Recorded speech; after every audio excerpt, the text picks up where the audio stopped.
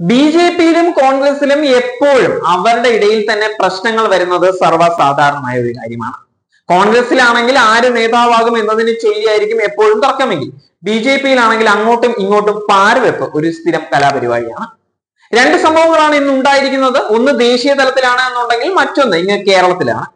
തിരുവനന്തപുരത്ത് B J P ജില്ലാ അധ്യക്ഷൻ വി രാജേഷിനെതിരായ പോസ്റ്റർ പ്രചാരണത്തിന് പിന്നിൽ ബി ജെ പി പ്രവർത്തകർ തന്നെയാണ് എന്ന് വ്യക്തമാക്കുന്ന CCTV ദൃശ്യങ്ങളാണ് ഇപ്പോൾ പുറത്തു വന്നിരിക്കുന്നത്.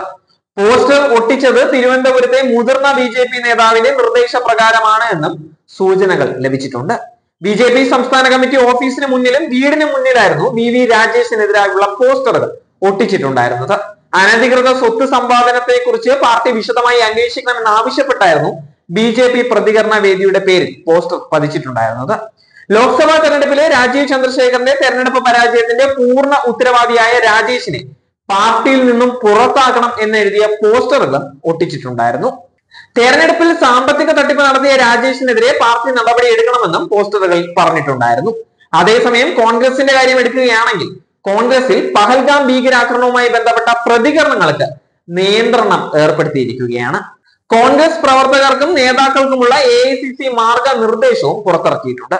രാജ്യത്തിന്റെ ഐക്യവും അഖണ്ഡതയും ഉറപ്പാക്കണമെന്നും കോൺഗ്രസിന്റെ പാരമ്പര്യം കാത്തു സൂക്ഷിക്കണമെന്നും മാർഗനിർദ്ദേശത്തിൽ പറയുകയാണ്.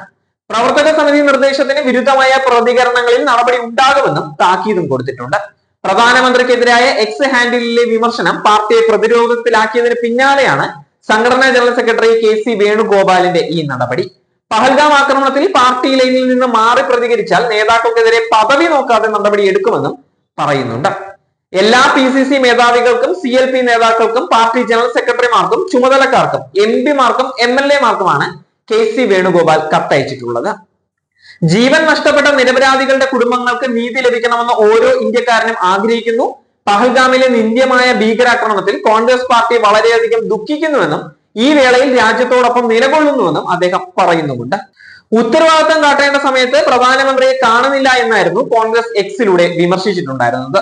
പോസ്റ്റ് വലിയ ചർച്ചയായിരുന്നു. പിന്നാലെ പാകിസ്ഥാന്റെ PR ഏജന്റുമാരാണ് കോൺഗ്രസ് എന്ന് BJP തിരിച്ചടിക്കുകയായിരുന്നു.